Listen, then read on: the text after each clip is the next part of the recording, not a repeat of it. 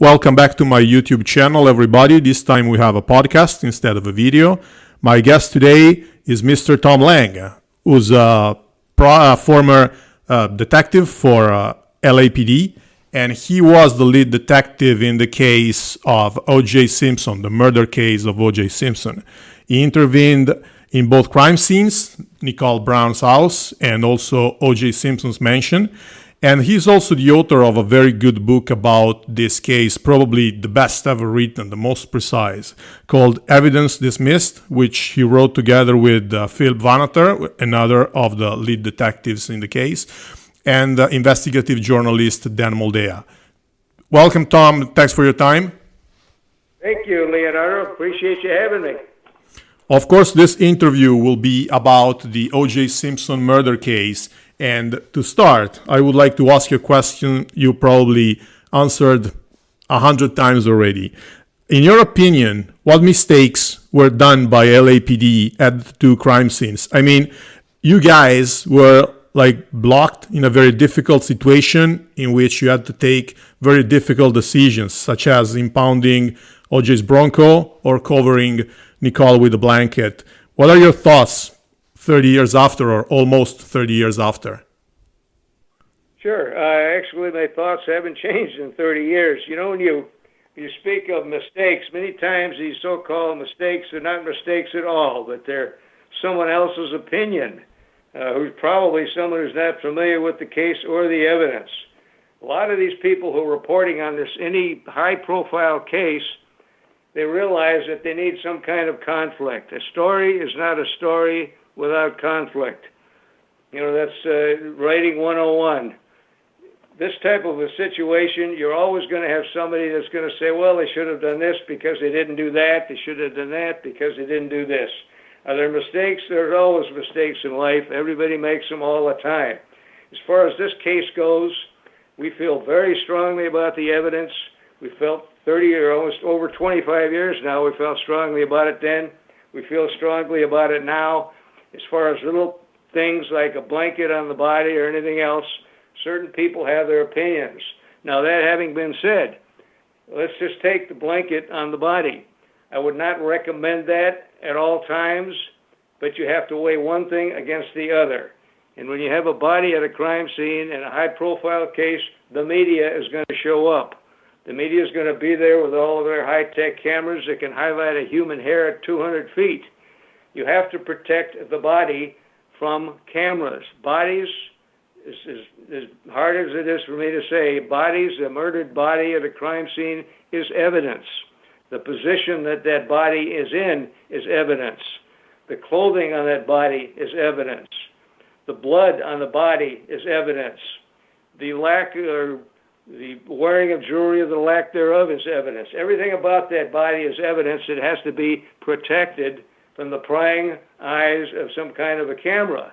Now, when you put a blanket over a body, that protects that piece of evidence and everything associated with it, evidence that could be used later to either eliminate or inculpate a possible suspect or a witness.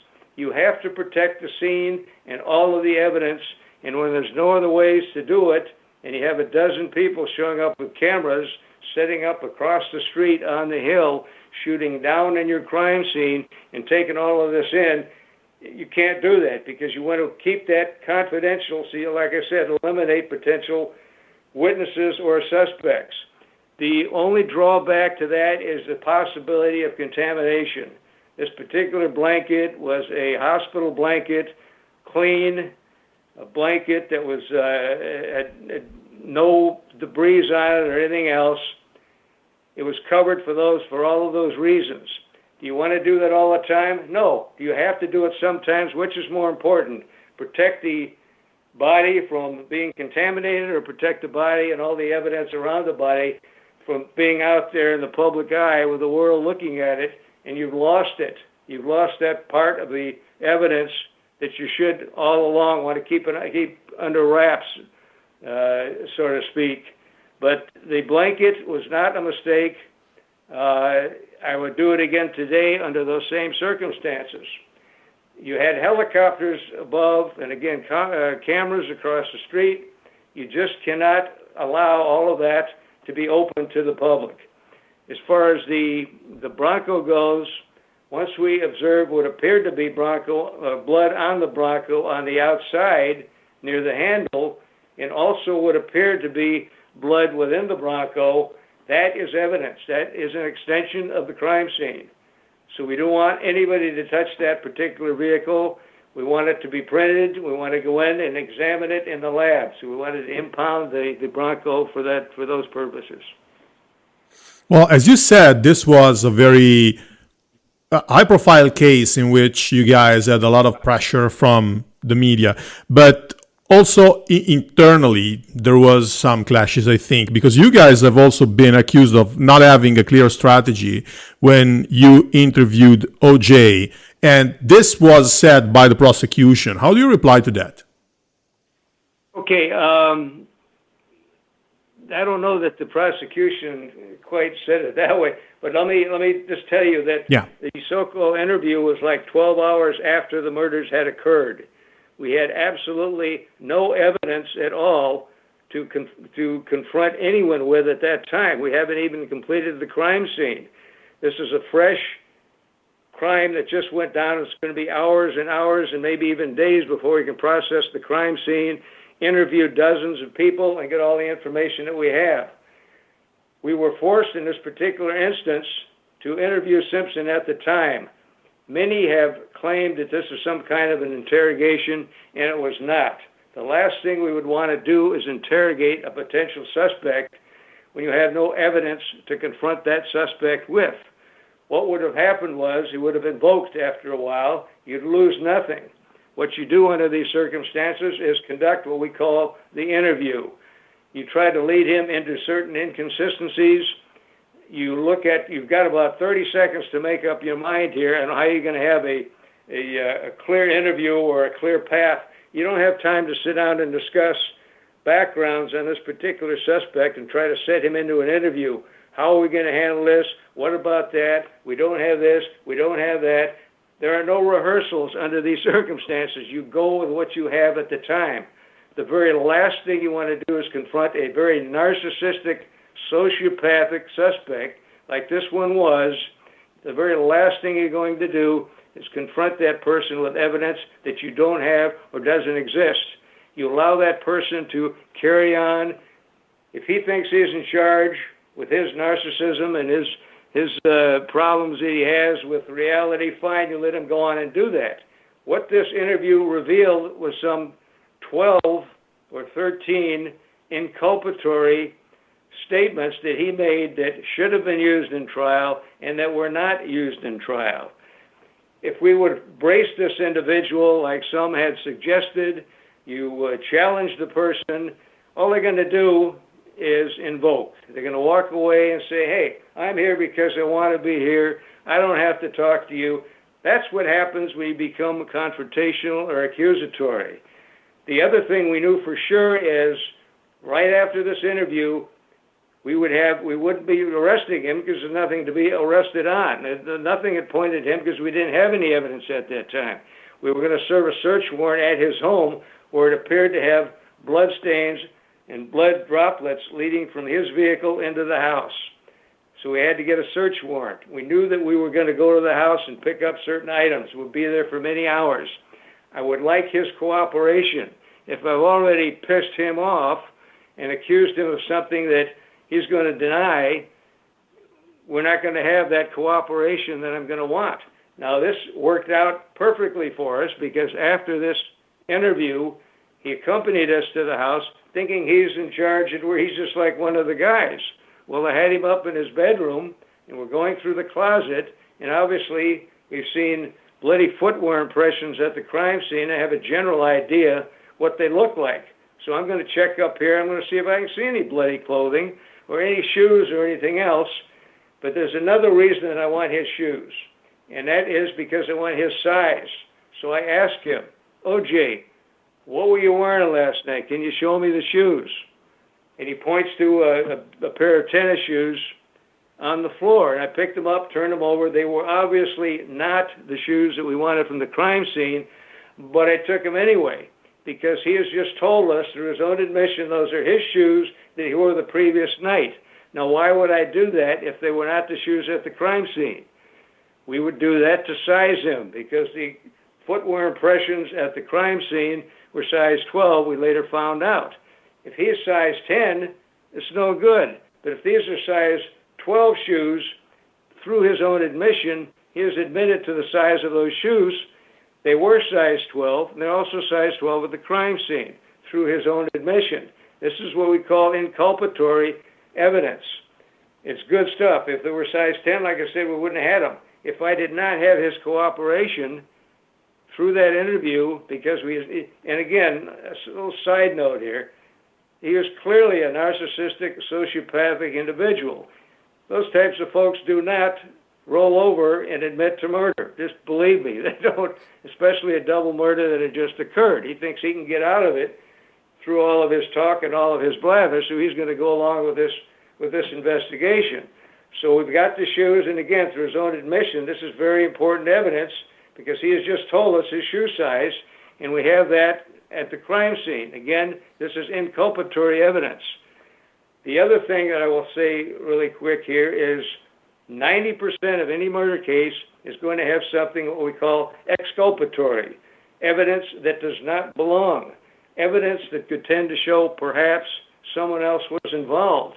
This was one of those rare cases that had nothing exculpatory. Every bit of evidence, circumstantial and not, went directly at OJ Simpson. Did then, still does today, nothing has changed. Well, I think you touched a very interesting point that is, a lot of time people ask, why do certain people do that? And your answer is because they think they can get away with it, because they think they can outsmart the police and never get caught. That's a very interesting angle. We already touched the topic of the prosecution. So let me ask something very precise and direct. How was collaboration with Marcia Clark? Do you think the trial would have had a different outcome with a different prosecutor? Frankly, no. But let me add to that. Marcia Clark knew, like everybody else knew, that this was LAPD on trial. You're going to put the cops on trial. That's not the worst thing you can do for the defense can do, but that's what you do when you have no other evidence that's exculpatory in your client's favor. You put the cops on trial, and how do you do that? Well, you use the recent Rodney King riots. You use the racism angle. They've got Furman as a fall guy for him with his racist remarks. You've got all of these things, but you have nothing substantive of an exculpatory nature. So you use all of these other things to put the cops on trial. Marcia Clark knew damn well that the cops were on trial. She did not want to upset this jury. It's primarily a minority jury who didn't like the LAPD. Maybe it's for good cause. Maybe it wasn't for good cause.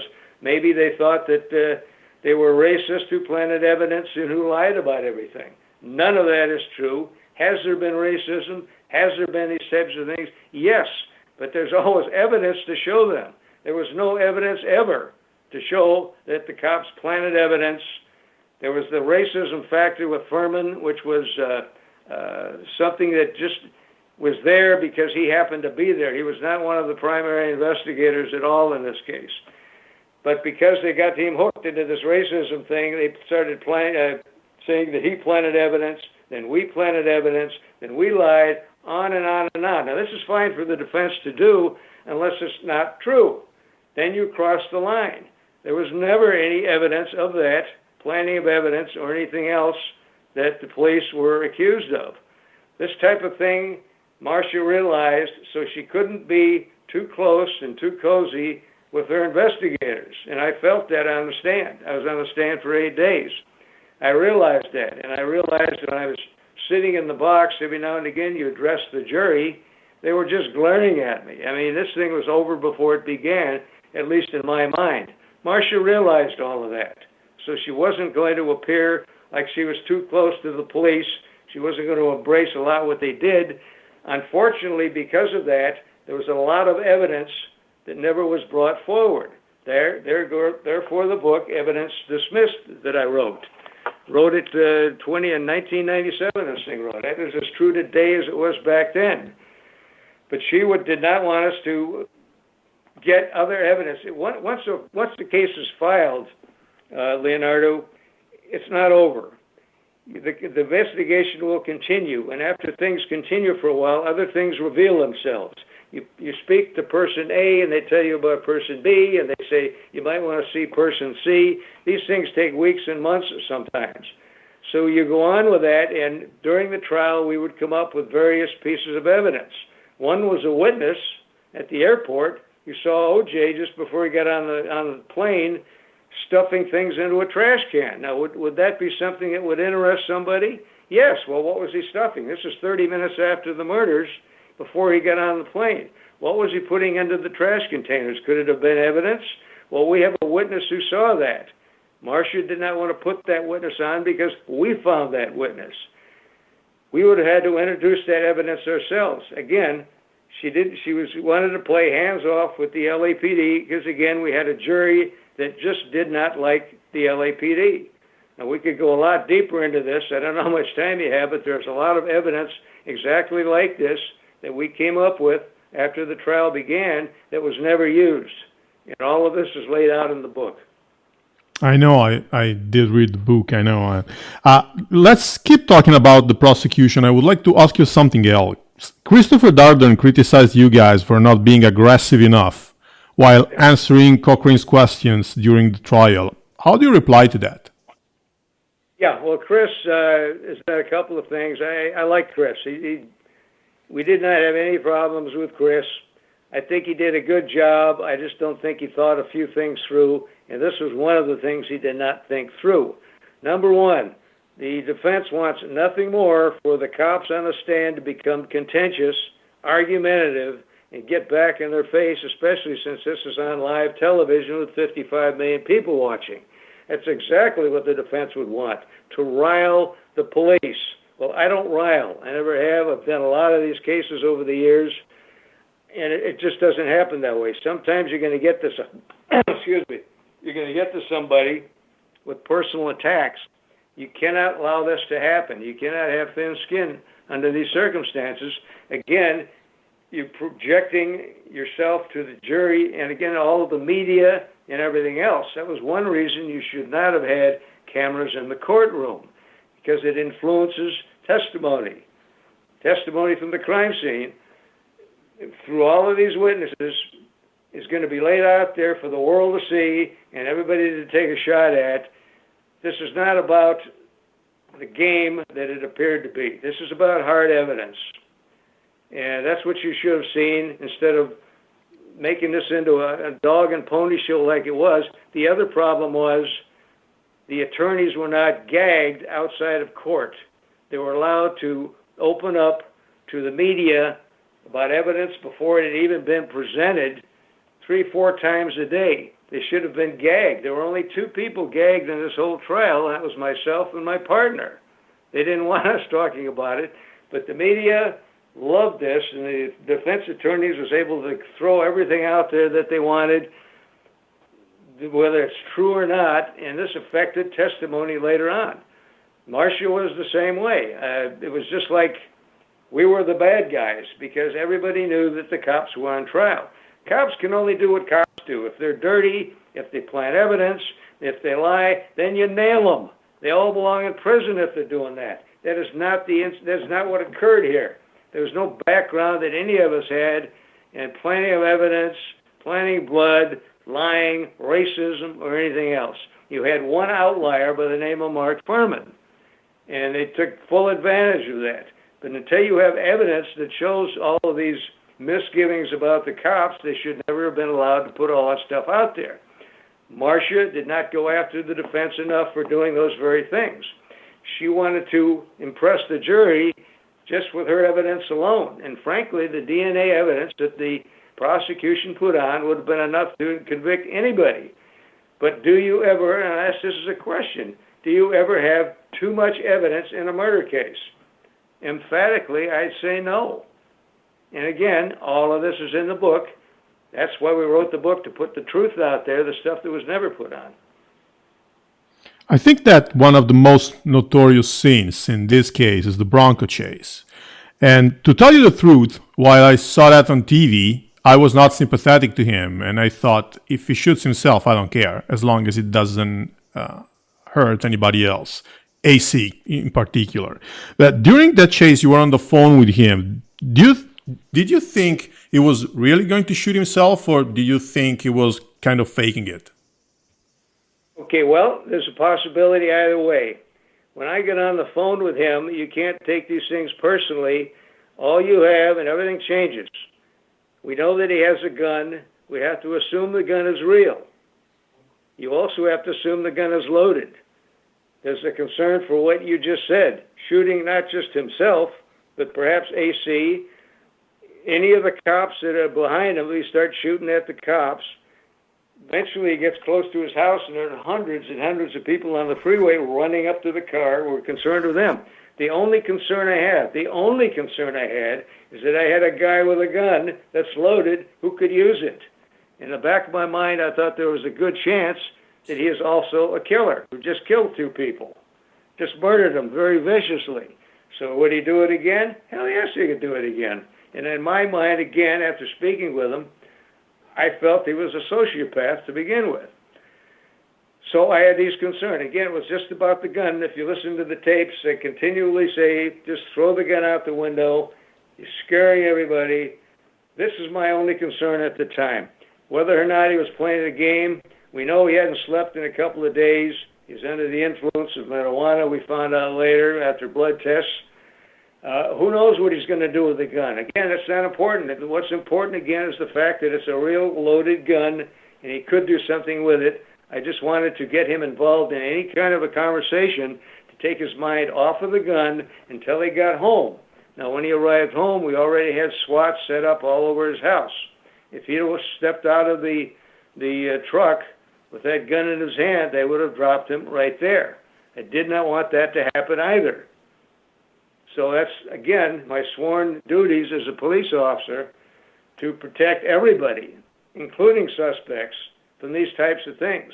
Again, it was all about the gun, nothing about his personality, nothing about anybody else's personality, including me. It was all about the gun.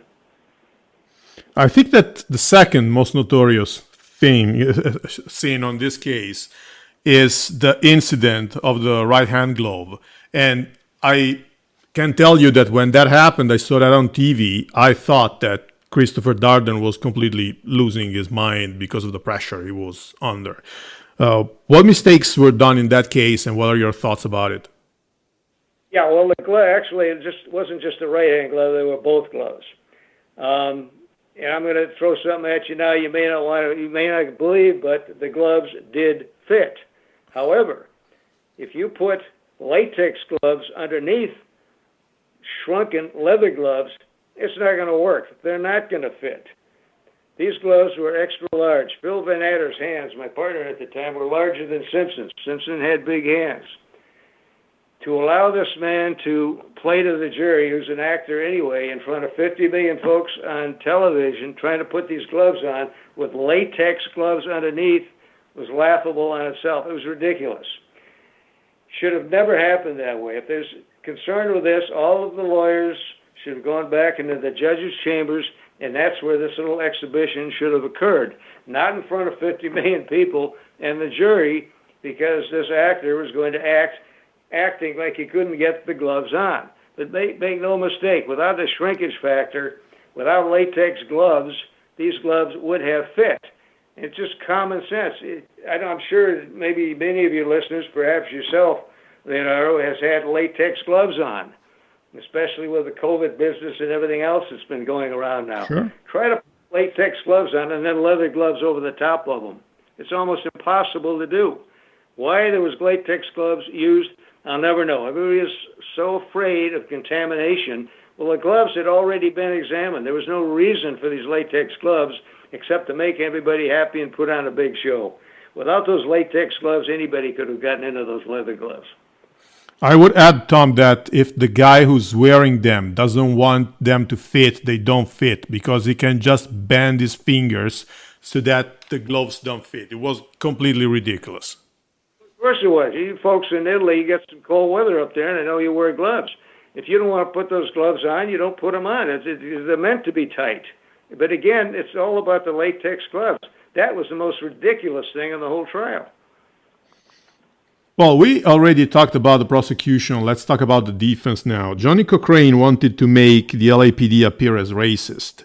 What do you think of this strategy and of him as a person? The defense is obligated to put on a defense and put everything out there. They can question the investigation, they can question the evidence, they can question tactics. All of these things is fair game until you cross the line. And when you cross the line, that's lying. If you start lying about things and making it up, if you call all cops racist, you're like Dershowitz, Alan Dershowitz, one of their attorneys, said all cops are taught to lie in the academy. And all these LAPD guys are racist. Of course, then they hooked into Furman, who, by the way, was just in and out of that investigation on day one. He had nothing to do with he was not a homicide detective. He had nothing to do with this investigation other than on the very first day, because that was his geographical area, the division he worked in, that's why he was there. You could put all those things until you reach a point that you lie. And here I have a problem with the court and why they didn't take a stronger role in stopping people from out and out lying that still lie to this day, that said cops lied. Well, tell us about the lies. Or cops plant evidence. Tell us about the evidence that they planted and show us evidence that occurred. There's never been any evidence other than this short Furman nonsense that any of those officers, and there were dozens involved, including myself and my late partner, no evidence to show we were racist. There was every bit of evidence to show that we'd done a damn good job for the past 25 years, that we were on the job regardless.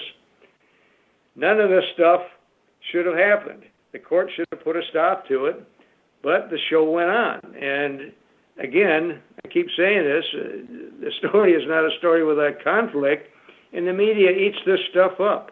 They love this conflict. If you don't have it, you just don't have a story. And here we are over 25 years later, we're still talking about the same thing. Oh, yeah. Well, I do want you now to elaborate on what evidence was ignored by the prosecution that could have turned out useful for them. The stuff that wasn't used? Yeah, evidence that was dismissed. Well, sure. The first thing that I would get on would be, of course, the interview. Like I said, there were like a dozen inculpatory statements made in that interview that put him at the crime scene. You know, as one example in that interview that they didn't use, he was asked about his bleeding finger, you know, how he bled the finger, he cut the finger, and how all that happened. And he gave us three different reasons, three different things that it could have been. And none of them made any sense. So clearly that should have been out there.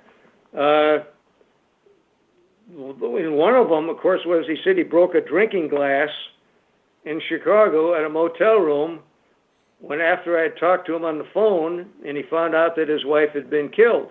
He said he was very upset when he was in his room and he dropped the glass into the sink in the hotel room and smashed it, and he cut his finger when he tried to pick the glass up. We went back to that very hotel room, and they had glasses in that hotel room. It had not been made up yet because we had called back to Chicago. We had the Chicago police lock down that room. 2 days later, I flew back to Chicago with a couple more people, and we went through that room. The glass, some of that glass was still there, and they had these very thick glasses on the counter in the bathroom. Well, they're thick for a reason, so if they fall, there's less of a chance of them breaking. So I took one of these thick glasses and I flung it down the counter into the sink. It hit the sink and rolled around and never broke. That shows that he couldn't have just dropped the glass and had it break, because those glasses don't break. We booked those glasses. I brought them back. We booked them. If that's his alibi, that was one of 3 alibis he gave for cutting his finger, they should have put those glasses on in my testimony as to the fact that they don't break that easy. I mean, that's indirectly, that's good stuff to show that that's nonsense, that he gave us that nonsensical lie. 6 months before this, and continuing now with other evidence that wasn't used, there was a knit cap at the scene that was found right alongside the bodies. Well, a cap exactly like that was seen on Simpson's head 6 months prior when Nicole was living 2 streets away on Gretna Green, and Simpson was seen by a neighbor prowling around her house, and the neighbor described that very knit cap that was at the crime scene. Why wouldn't you want to put that in there? All of the stuff the Bronco chase that they didn't put in, he actually, 10 days before she was murdered, Nicole mentioned to one of her friends that she believed Simpson had stolen the keys to her condo. 10 days before she was murdered. Well, guess where we find them? We find them in his pocket. Simpson did steal her keys to her condo. I mean, why would you not put that type of stuff on? The Bronco itself, when we took the Bronco apart, we took the seats out and the console out, the doors off, and everything else. We luminoled everything. We found blood inside, obviously. There were blood transfers with Simpson and the 2 victims. But underneath the passenger seat, I see a tiny little bulb. Well, it was the illumination bulb for the Bronco. He had intentionally taken it out from up top and thrown it under the seat. Now, when I was a young cop and I was working out in the streets, if you're out patrolling and you stop somebody in an alley at 3 a.m. and you open up your door to get out, you don't want to be illuminated. So the first thing we did is remove the overhead bulbs in our police cars and threw them under the seat. Well, we find this bulb underneath Simpson's seat in the Bronco, rolling around out there, because he told us that he parks in the alley, which was pitch black, and he opens the door, that light wouldn't have come on. Well, that little bulb was from the overhead light. It was still serviceable. We printed it. There's no prints, but that shows intent. The intent is whoever stopped that Bronco and got out, they did not want to be illuminated by the interior light, so they removed it. Very circumstantial, once again, but circumstantial evidence wins cases. These are the types of things that you want to use. We've got a witness that says she saw him in an intersection fleeing the scene. I believe her. The way she runs all this by us, but she went and sold her story to hard copy, which was you might have seen hard copy 30 years ago. It was one of these news magazines out here, where she sold it for, I don't know, 500 or 800 bucks or something. She should have used that person, that her interview. Marcia refused to use it because she was paid off. Now, I understand that shows that perhaps she was paid and made it up, but I think we could have shown that she didn't just by cross-examining her on the crime scene, because I really do believe that she saw Simpson fleeing that crime scene the way she describes it. Let's see here.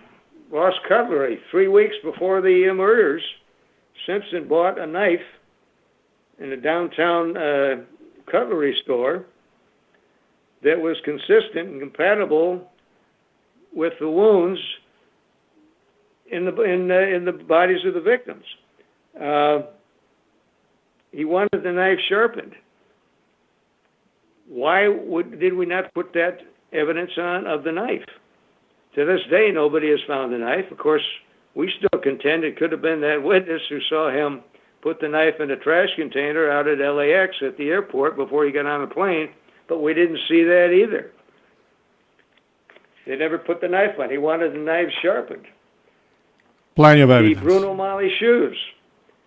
Nicole's sister, Nicole Brown, of course, Simpson, she has 3 sisters, and one of them is by the name of Dominique, saw Simpson wearing Bruno Mali shoes on the Easter before the murders. This is just weeks before anybody knew anything about Bruno Mali shoes, because the Bruno Malis were the footwear impressions, the bloody footwear impressions were made by Bruno Malis at the crime scene. Well, nobody knew anything about Bruno Malis until I interviewed Dominique. She's a woman who was very into fashion, very into shoes. And she's telling me she picked out these shoes before anybody knew anything about Bruno Magli. Okay, she didn't know anything that Bruno Magli was used or anything else. I showed her a 6-pack of shoes. Now, there were 6 sets of shoes. And I said, I want you to look at all of these shoes. And I'm not going to tell you anything else about them. I just want to see if you can recognize anything in any of these shoes, since you have such an eye for fashion. Well, she went right to the Bruno Maglis and says, yeah, these are Bruno Maglis. And I said, how do you know about that? And she showed me an insignia on the heel of one of the shoe. And she said, why? What do you want to know about Bruno Maglis? And I said, well, just nothing. I just want to see if you can identify him. She said, well, yeah, OJ was wearing those. I just saw him wearing those shoes at Easter when he was down at our house.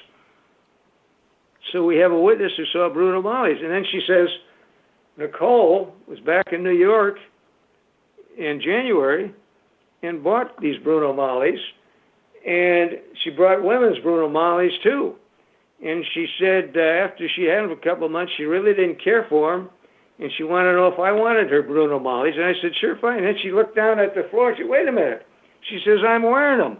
So she takes off her pair of Bruno Maglis and puts them on the table. That corroborates what she's saying. They never put that on. Why would you not put that on? I can go on here for a while, by the way. I don't know how much time you got here, Leonardo, but I'll go on if you like. Well, if you want to tell me a couple more, I would be happy to hear them. 4 days before the murders, Simpson is back in New England, and he's on a board of directors in a sales capacity because of the celebrity involved. He's selling cutlerware and everything else for a certain company back there. And as he leaves, he's given a box full of wristwatches and knives, all sorts of knives. And so he gets picked up after an overnighter. He's picked up. He's being taken to the airport by a limo driver. And he's sitting in the back seat, and he's going through his box with watches and knives. And he picks out a knife, and he's switching the knife through the air, and he says, boy, these things are really sharp. They can really hurt anything. He's talking to the chauffeur. And the chauffeur says, yeah, fine. And Simpson says, well, boy, they could really, really kill somebody with one of these things. So the driver is just kind of taking it in. And then Simpson asked him, would you like a watch or one of these knives? And the guy said, well, I'll have a wristwatch if you don't mind. He says, fine. So he gives him that, and of course, a few days later, the murders occur. Now, this is not direct evidence of any murders or anything else, but it's interesting in what he thinks about knives. So we're thinking, well, this chauffeur probably made this up. Like many people make up stories in high-profile cases to get their name out there or for other reasons. Well, we give this guy a polygraph, and he passes with flying colors.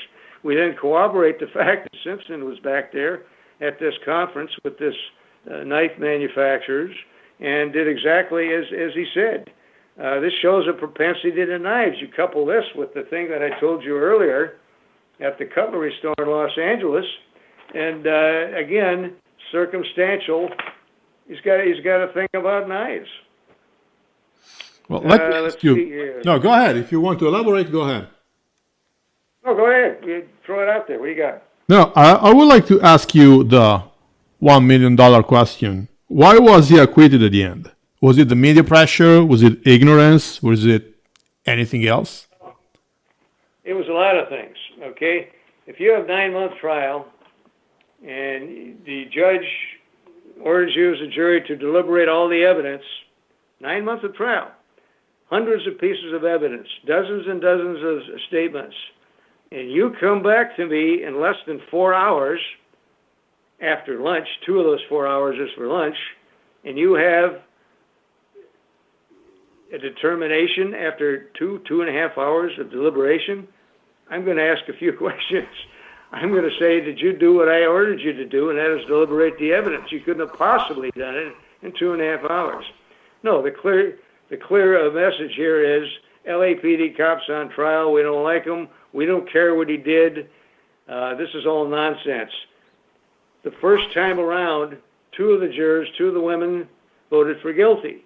Well, it took the other jurors about an hour to talk them out of it.